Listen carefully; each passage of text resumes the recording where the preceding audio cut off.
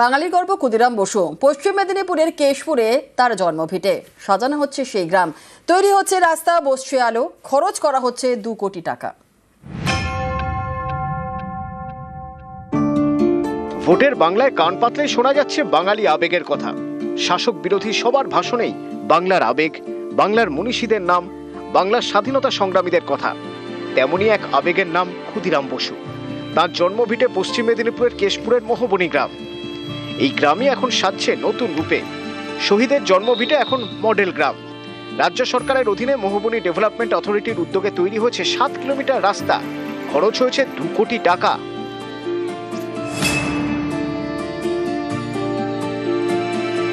জন্মভিটেতে বসেছে শহীদদের মূর্তি, তৈরি হয়েছে লাইব্রেরি, ছোটদের পার্ক, অডিটোরিয়াম, রাস্তার পাশে আলো। আমাদের গ্রামের রাস্তাঘাট আস্তে আস্তে উন্নতি হচ্ছে, রাস্তায় লাইট লাগছে, জলের ব্যবস্থা হয়েছে, এখনো কিছু কিছু রাস্তা কমপ্লিট হয়ে গেছে, কিছু কিছু রাস্তা বাকি আছে, সেগুলোরও কাজ চলছে, ড্রেনের কাজ চলছে।